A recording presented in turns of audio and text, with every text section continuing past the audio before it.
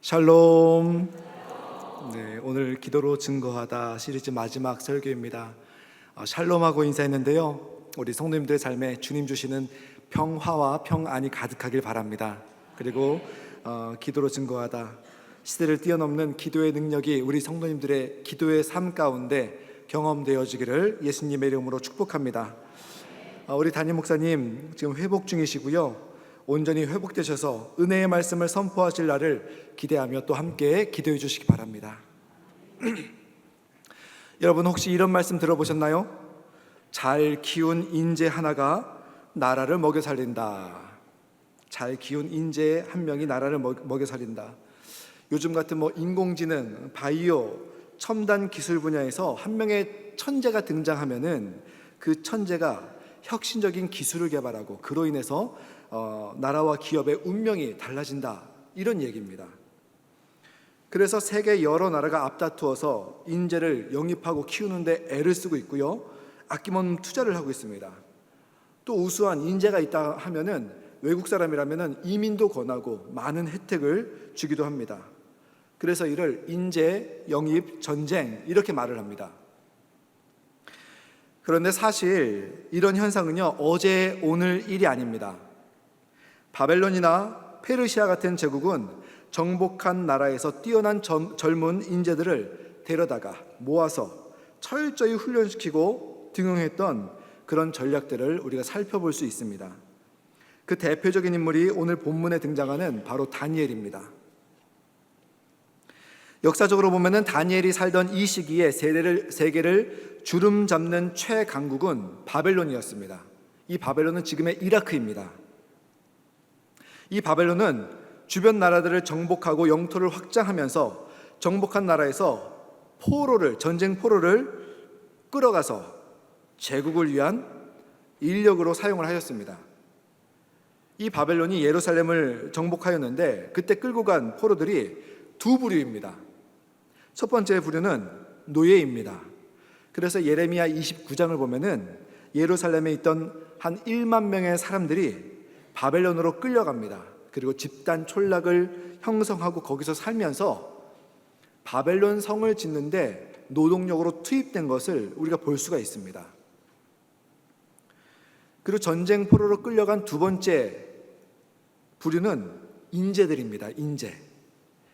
똑똑하고 능력 있는 사람들을 예루살렘이나 아니면 식민지에 그대로 놔두면 어떻게 되겠습니까? 이 사람들이 독립운동을 시작하는 거예요. 그리고 머리도 있고 능력도 있기 때문에 그 나라가 힘이 생기고 나중에는 이 바벨론이 유다나 아니면 다른 식민지에 의해서 뒤집힐 수가 있는 겁니다. 그래서 이 바벨론은요, 식민지 그리고 또 예루살렘의 똑똑한 인재들, 이 사람들을 다 싹 끌어모아서 포로로 끌고 와서 바벨론을 위한 인재로 키우고 사용을 하는 것입니다. 이렇게 바벨론이 인재를 뽑는 기준을 보면은 다니엘 1장 3절과 4절에 나와 있습니다. 제가 이 말씀을 읽어드리겠습니다. 왕이 환관장 아스브나스에게 말하여 이스라엘 자손 중에서 왕족과 귀족 몇 사람, 신분이죠, 곧 흠이 없고 용모가 아름다우며 모든 지혜를 통찰하며 지식에 통달하며 학문에 익숙하여 왕궁에 설 만한 소년을 데려오게 하였고 그들에게 갈대아, 이 갈대아라는 것은 바벨론입니다. 바벨론 사람의 학문과 언어를 가르치게 하였고, 보면은 신부는 왕족과 귀족의 자손, 혈통이 있어야 된다는 겁니다. 그리고 몸에 흠이 없고 용모가 아름다운 소년이어야 됩니다. 나이가 들면 안 되는 거예요. 지혜를 통찰한 사람, 지식에 통달한 사람, 그리고 학문에 익숙한 사람, 5가지 조건인데요, 5 중에 1가지 조건만 충족하는 게 아니라 5가지 모두 충족해야지 이것이 바벨론의 인재로 등용이 되는 겁니다. 과연 이런 사람이 있었을까요?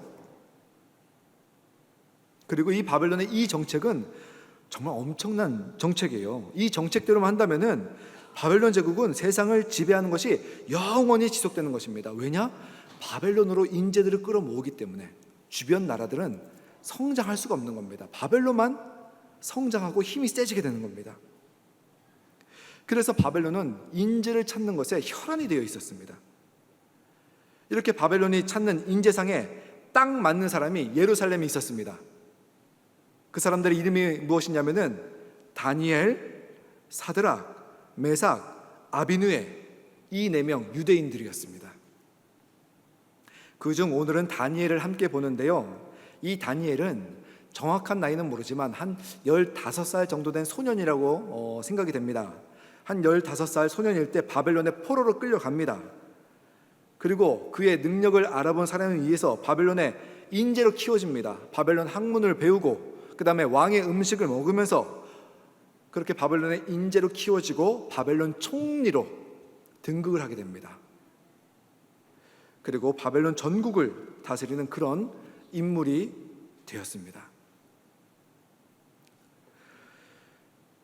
그런데 예레미야 25장 12절을 보면은 하나님께서 예레미야 선지자를 통해서 이런 말씀을 하십니다. 여호와의 말씀이니라. 70년이 끝나면 내가 바벨론 왕과 그의 나라와 갈대아인의 땅을 그 죄악으로 말미암아 벌하여 영원히 폐허가 되게 하리라. 하나님께서는 영원할 것만 같았던 이 바벨론 제국의 수명을 처음부터 70년으로 정해놓으셨습니다. 그리고 하나님의 말씀과 계획대로 바벨론 제국은 정말 70년 만에 페르시아, 지금의 이란이죠, 이 페르시아에 의해서 무너지게 됩니다. 이 바벨론 제국을 무너뜨리고 세상의 중심이 된 페르시아 제국, 그 제국의 황제가 바로 다리오라는 사람이었습니다. 이 다리오가 바벨론을 점령한 다음에 딱 보니 빛나는 사람이 하나 있는 거예요. 그 빛나는 사람이 누구였냐면 바로 바벨론의 총리였던 다니엘이었습니다. 정말 똑똑해 보이고 성품도 탁월해 보이고, 그래서 이 다리오 왕은요, 바벨론의 총리였던 한 당시에 80세가 넘었던 노인이었던 다니엘을 페르시아의 인재로 또 한 번 등용하기로 결정을 합니다. 이 페르시아 제국은 땅이 너무너무 큽니다. 그래서 황제 홀로 다스릴 수가 없습니다. 그래서 그들이 낸 정책이 무엇이냐면 그 큰 땅을 120등분하였습니다. 120개의 지방을 만들고 각 지방마다 총독을 한 명씩 두었습니다. 그러니 120명의 총독이 있는 거죠. 근데 이 120명의 총독도 그냥 내버려두면 안 되잖아요. 관리를 해야 되잖아요. 그래서 그 120명의 총독을 누가 관리하느냐? 총리를 세웠습니다. 총리 3명을 더 갖고 이 총리 3명이 120명의 총독을 관리하는 것입니다. 근데 이 총리 3명도 누군가 하나 선임이 있어야 되잖아요.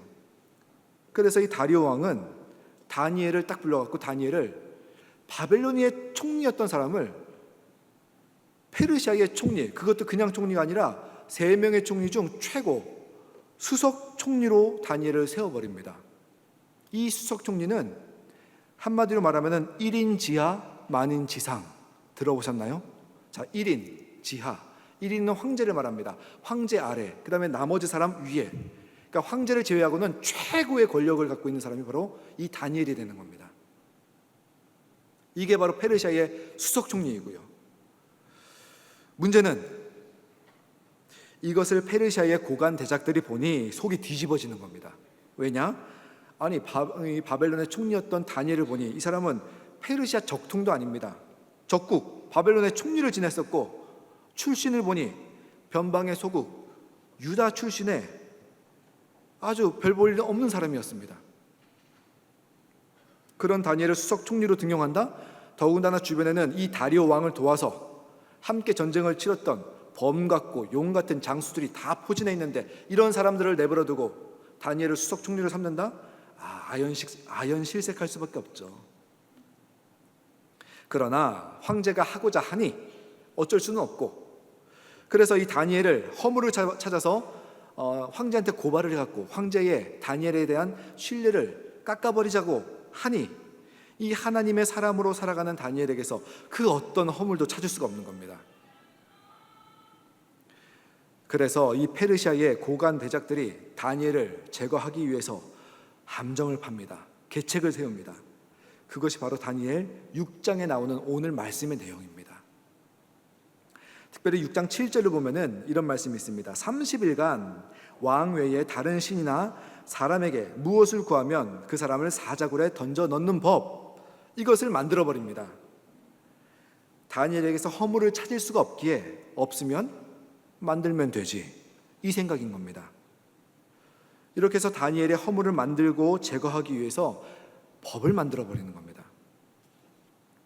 그런데 지혜와 지식의 통찰이 어려서부터 있었고 또 삶의 연륜도 있고 정치적 경륜도 쌓인 다니엘이 이런 페르시아 국왕들의 음모를 모르겠습니까? 이 법이 함정인 것을 당연히 다 알고 있죠. 다니엘이 직면한 그의 믿음을 흔들려고 하는 이 세상의 불합리함, 그리고 다니엘의 기도를 막아버리고 그를 제거하려는 그런 악의, 다니엘은 당면한 문제 속에서 어떻게 했느냐, 무엇을 선택했느냐?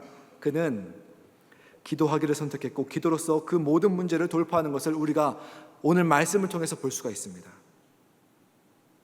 그래서 오늘 다니엘의 말씀을 통해서 우리는 나의 믿음을 흔드는 이 세상의 불합리함과 나의 기도를 막으려는 그런 악의들 가운데서 우리는 어떻게 반응해야 되는가, 무엇을 선택해야 되는가, 이에 대해서 두 가지를 함께 나누고자 합니다.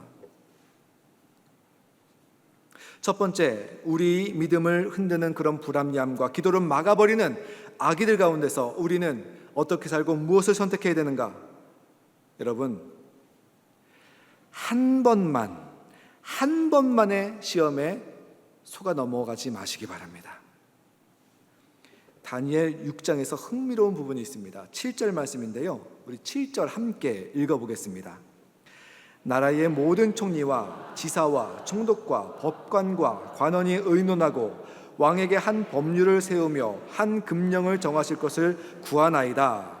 왕이여, 그것은 곧 이제부터 30일 동안에 누구든지 왕 외에 어떤 신에게나 사람에게 무엇을 구하면 사자굴에 던져 넣기로 한 것이니이다. 자, 페르시아 국왕들이 만든 법은 30일간 왕 외에 다른 신이나 사람에게 무엇을 구하거나 기도하면 그 사람 사자굴에 쳐 넣읍시다, 이 법입니다. 그런데 이 법을 시행하되 조건이 하나 있는 거죠. 30일만 실행합시다, 이겁니다. 다른 말로 하자면은 다니엘이 30일만 기도하지 않으면은 아무 문제 없습니다. 다니엘이 30일만 기도를 쉬면은 넘어갈 수 있습니다. 만약에 다니엘에게 평생 기도를 못하게 하는 법을 정하였다면은 다니엘이 가만히 있을 리가 없습니다. 그렇기에 법에 유효 기간을 두어서 다니엘 스스로 타협을 할 수 있도록 유도를 하는 그런 장면입니다. 다니엘 평생 하던 기도입니다. 그렇기에 눈 한 번 감고 한 달만 참으면 아무 일 없습니다. 넘어갈 수 있습니다. 눈만 한 번 감으면 되는 것입니다. 저 같으면 이런 생각 한번 해볼 것 같습니다. 야, 이 한 번 악물고 한 달 참고 한 달 지나면은 그 다음 법이 해제된 다음에는 내가 더 뜨겁고 깊게 하나님 더 열심히 기도하자. 그리고 하나님 더 열심히 전한다면은 이게 하나님도 좋고 나도 좋고 하나님께도 유익하고 나에게도 유익하고 그런 거 아닌가? 딱 한 번만 참자.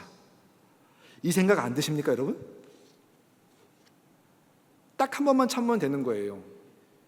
하지만 다니엘은 어떤 선택을 하였느냐? 우리 10절 말씀 함께 보시겠습니다.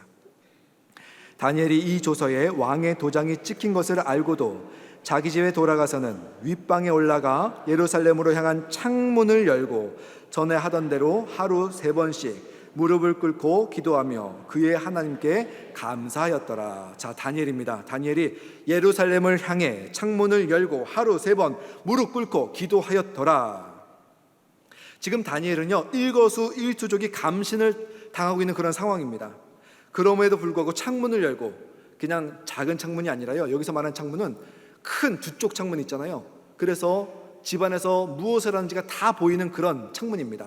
그런 창문을 열고 기도하는 모습을 그대로 보여줍니다. 하루 3번 기도했습니다. 아침, 점심, 저녁입니다. 아침에 기도하고 출근합니다. 잠시 점심때 집에 돌아와서 창문 열고 기도합니다. 그리고 다시 출근합니다. 저녁이 되면 퇴근해서 다시 돌아와서 창문 열고 기도합니다. 한 번만 눈 감고 한 번만 참고 한 달만 버티면 되는 것인데 다니엘은요, 아주 보란 듯이 기도를 합니다. 한 번만의 시험에 절대 타협하지 않고 넘어가지 않습니다. 왜겠습니까, 여러분? 왜냐? 죄는 한 번만 그러지만 절대 한 번만으로 끝나지 않습니다. 여러분 중독증 잘 아시죠? 알코올 중독, 도박 중독, 약물 중독, 쇼핑 중독, 게임 중독, 중독 참 많습니다. 이 중독의 특징이 무엇이냐? 괜찮다가도 한 번만, 이거 한 번만 하자, 이거 한 번만 먹자, 한 번만 마시자, 그리고 끊자. 이게 됩니까? 한 번이 아닌 게 바로 중독입니다. 그래서 중독에는요, 완치라는 그런 말을 쓸 수가 없다고 합니다. 한 번만, 이게 위험한 겁니다.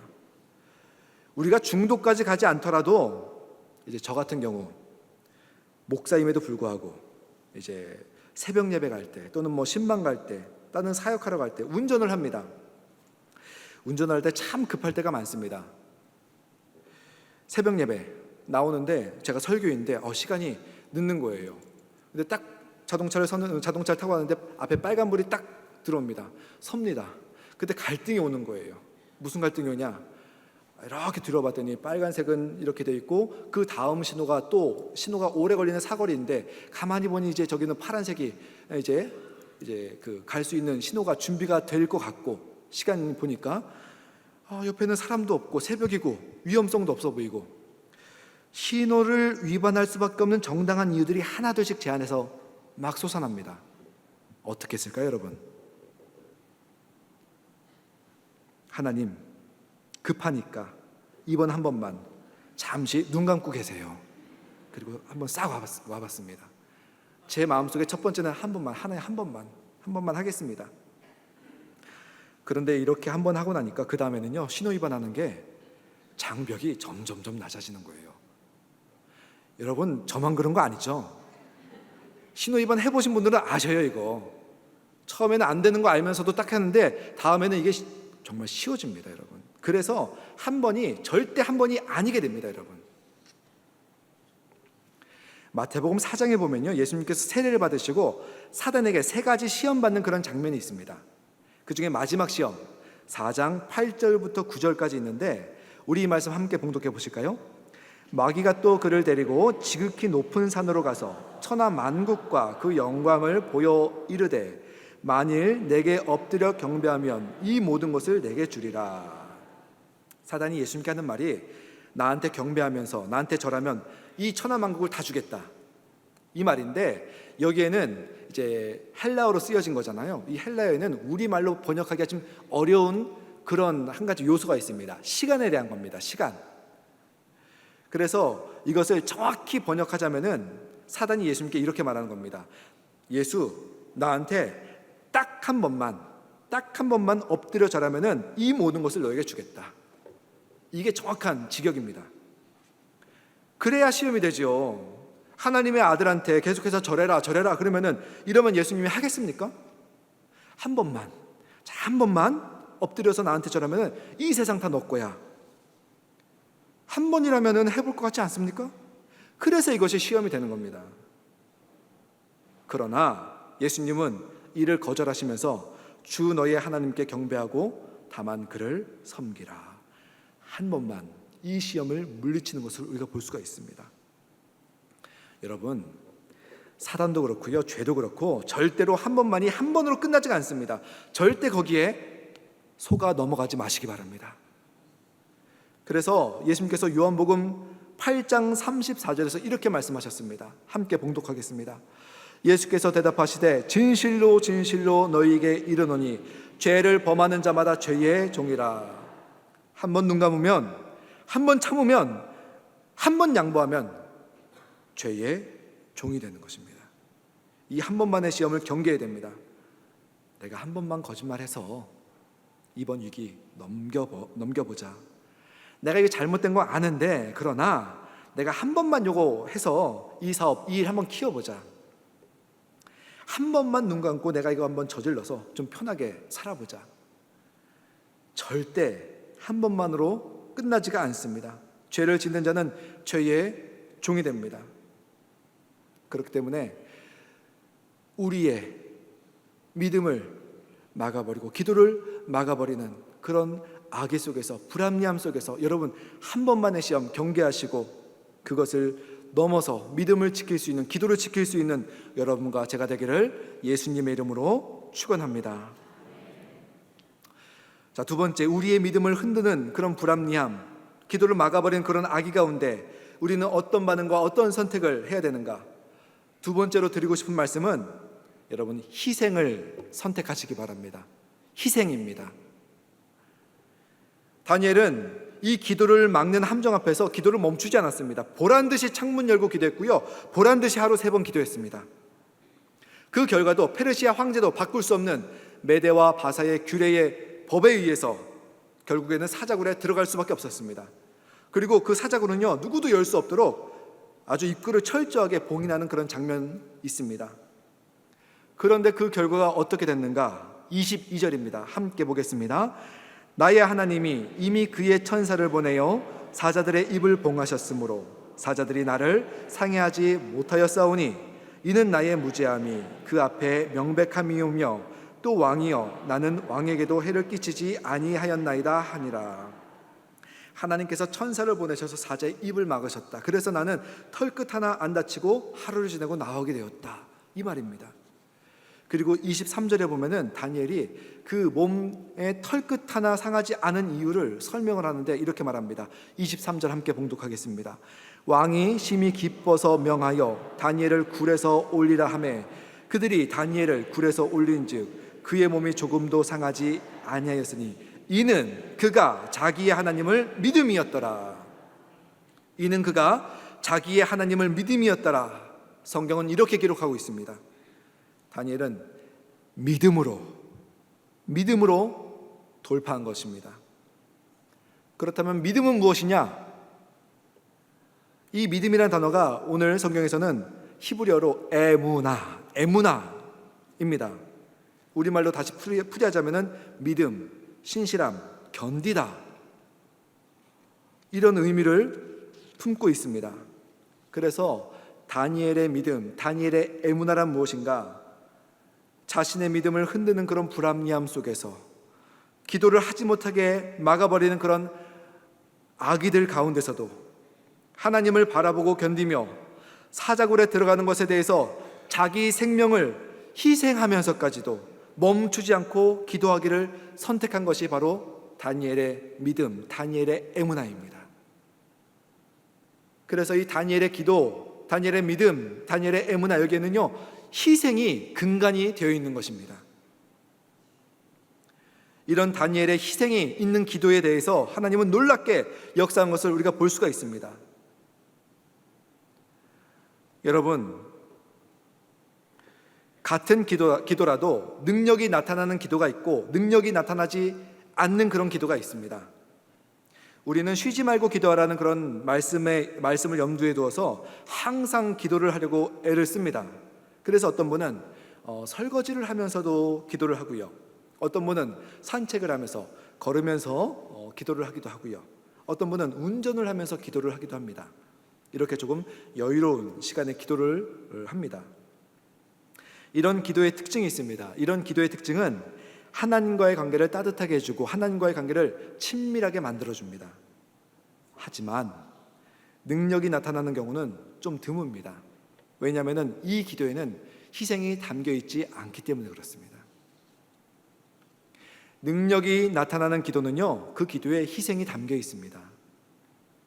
내가 너무나도 피곤해서 쉬어야 되는데 다른 일을 위해서 그 쉬는 시간을 쪼개서 중보기도할 때, 내가 몸이 아파서 치료를 받아야 되는데 그러나 그 아픈 몸을 이끌고 하나님 앞에 무릎 꿇고 간절한 마음으로 기도할 때, 이리저리 너무나도 바쁘고 혼란스러운데 하지만 그 바쁜 와중에도 시간 내어서 하나님께 아뢰고 다른 일을 위해서도 기도할 때, 이렇게 기도에 희생이 담길 때 그 기도에서 능력이 나타나게 되어 있습니다.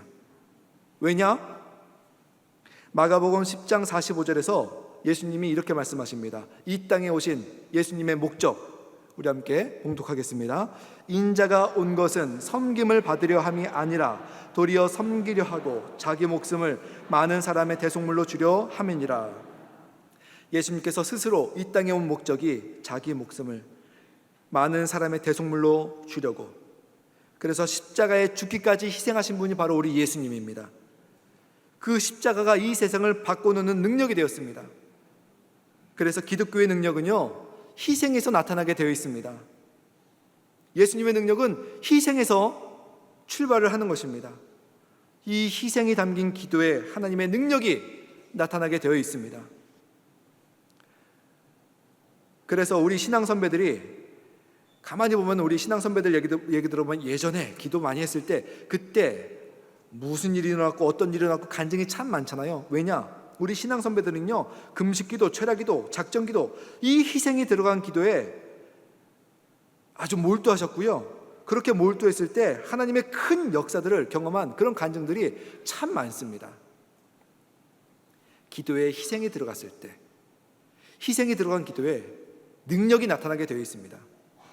이것은요, 기도뿐만 아니라 물질도 그렇고 시간도 마찬가지입니다. 내가 여유롭고 풍요로울 때 그것으로 섬기는 것도 중요하지만, 내가 꼭 필요하고 사용할 때가 있는데, 또 바쁘고 힘든데, 그러나 다른 일을 위해서 그것을 떼어서 희생할 때 그 가운데서 능력이 나타납니다. 희생이 있을 때 능력이 나타납니다. 가끔 말씀드리지만, 내가 여유 있을 때, 넉넉할 때, 풍요로울 때, 그때 내가 희생을 선택하는 것, 그러니까 희생할 수 있을 때 희생하는 것, 이것을 무엇이라 부르는지 아십니까, 여러분? 봉사활동, 더 나아가서 취미활동. 취미활동 속에서 자기 만족은 있을 수 있어도 능력이 나타나는 경우는 거의 없지 않습니까? 그래서 내가 좀 더 여유로워지면은 내가 그때 좀 희생할 수 있을 텐데, 내가 좀 일도 마무리하고 은퇴해서 시간이 난다면 다른 일을 위해서 좀 열심히 좀 살아보고 희생도 할 텐데, 내가 좀 더 건강해지면은 지금보다 좀 더 살아나면 열심히 희생을 할 텐데, 이렇게 생각하시거나 말씀하시는 분들, 지금이 희생을 선택하기에 최적의 시기라는 것, 상황이라는 것 아셔야 됩니다. 왜냐? 작은 것, 부족한 것, 연약한 것 희생할 때, 거기서 희생을 선택한다면 거기에 하나님의 능력이 나타나기 때문에 그렇습니다. 희생의 기도를 통해서 하나님의 능력을 경험할 수 있는 여러분과 제가 되기를 간절하게 바랍니다. 이렇게 희생을 선택한 기도, 또 희생이 담긴 기도, 그래서 하나님의 능력을 경험한 우리 종교교회 성도님의 간증을 들어보고자 합니다. 하바나, 하나님이 바꾸신 나의 삶 22번째, 우리 노종수 권사님의 이야기입니다. 우리 함께 시청하시겠습니다. 우리 노가 가문에 제가 장손인데, 제가 이제 저희 노가 가문의 첫 열매가 된 겁니다. 부모님을 전도를 해야 되는데 그게 쉽지 않았지 않습니까? 그래서 이제 우리 어머니를 먼저 설득해서 이제 전도를 하고, 그럴 때 그 당시엔 철야 기도가 있었습니다. 그러니까 11시에 드리는 철야 기도가 진짜 밤새 하는, 새벽 4시까지 하는 그런 철야 기도가 금요일마다 있었는데, 그 당시에는 이제 통금이 있었는데 제가 통금에 여러 번 걸리기도 했어요. 경찰 아저씨들이 잡아놓고도 순경책을 들고 있으니까 어디 갔다 왔냐, 그래서 내가 철야 기도 갔다 옵니다 그랬더니, 다음부터는 늦게 다니지 마라, 그렇게 보내주셨던 적이 생각이 납니다. 그래서 이제 그렇게 열심히 기도하고 나서 이제 어머니가 영접하게 되고, 아버지는 요지부동, 호적 팔아, 너 예수 믿으려면 호적 파야 돼, 이제 이런 식으로 불호령을 내리셨고, 심지어는 한 번도 내가 아버지한테 맞아본 적이 없는데, 내가 죽어도 나는 교회를 가야 되겠다고 하니까 정말 우리 흔히 말하면은 얼마나 내가 뺨을 세게 맞았는지 정신이 혼미할 정도로 이렇게 세게 맞았었어요, 처음으로. 그래서 이제 제 책가방도 아궁이 집어 던져버리고, 넌 학교 다닐 필요 없다, 집 나가라, 이렇게 된 거죠. 그런 일이 있었습니다. 그러다가 이제 정말 많은 분들의 그런 기도, 중보 기도 덕에 이제 아버지도 제가 고1 때 이제 드디어 이제 교회를 나오시게 됐습니다. 제가 예수님의 예자도 모를 때 우리 아버지 어머니를 전도할 때 제가 무슨 능력으로 전도를 했겠습니까? 그건 기도 외에는 다른 주가 나지 않는다는 걸 너무 잘 알았고, 내 주변에 있는 분들이 마치 자기 아버지 어머니가 교회 안 다니는 것처럼 그렇게 열심히 중보기도 했고, 심지어는 금식기도 철야기도 하면서 그렇게 열심히 기도해 줬습니다. 그랬을 때 그 완고하던 아버지까지 나중에 이제 교회에 따라 나오시게 되고, 그럼 6남매가 지금은 다 교회를 다니고 있습니다. 우리는 이 간증을 통해서 믿음을 흔드는 상황 속에서 자신을 희생하며 끝까지 견디는 에무나의 기도 볼 수 있습니다. 이렇게 희생이 들어간 기도에 능력이 나타납니다. 우리 성도님들, 혹시 내 기도에 힘이 없다고 느껴지십니까? 내 기도에 응답이 없고 역사가 일어나지 않는다고 회의를 느끼십니까? 그렇다면 희생을 선택해 보시기 바랍니다. 희생이 담긴 기도, 우리 주님 절대 무시하지 못하십니다. 희생이 담긴 기도, 거기에서 반드시 능력이 나타나게 되어 있습니다. 이 희생이 담긴 기도를 통해서 하나님의 큰 능력을 경험할 수 있는 여러분과 제가 되기를 간절하게 바랍니다. 그리고 우리의 믿음을 가로막는 불합리함, 기도를 막아버리는 그런 악의도, 이런 희생의 기도를 통해서 돌파할 수 있는 여러분과 제가 되기를 예수님의 이름으로 축원합니다. 기도하시겠습니다. 사랑의 하나님 아버지, 다니엘의 믿음을 통해 말씀하신 것처럼 한 번만이라는 달콤한 그 타협을 경계하고 거절하게 하시고, 설령 불이익이 있다 할지라도, 위험이 있다 할지라도 기도를 멈추지 않는 믿음 허락하여 주시옵소서. 편안함보다 희생을 선택하게 하시고, 저희의 작은 희생을 통해 가정이 변화되고 교회가 세워지고 이 땅 가운데 하나님의 나라가 임하게 하여 주시옵소서. 사자의 입을 막으신 하나님을 믿으며 끝까지 견디며 희생을 선택하는 에무나의 믿음으로 오늘도 살아가게 하여 주시옵소서. 예수님의 이름으로 기도드리옵나이다. 아멘.